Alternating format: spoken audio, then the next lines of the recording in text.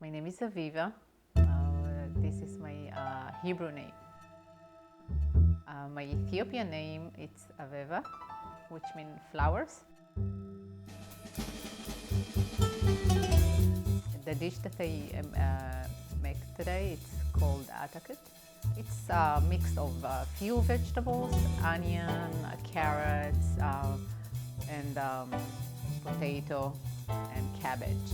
So we're gonna let the onion sweat with the high heat, just like for a few minutes. Then we add into the oil. Add our garlic, add the carrots, and we're gonna let them also again to cook for a few minutes. We're going to add the potato, the 3 potatoes that we had.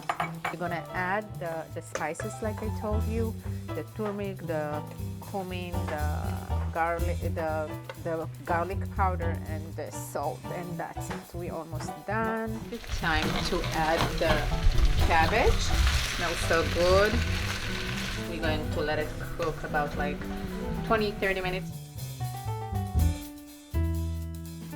If you're coming here every Friday and Saturday, we always hosting people, like a lot of Ethiopian food, kosher food, Israeli food, any kind of food you want. Okay, so we're going to add the last part, the jalapeno.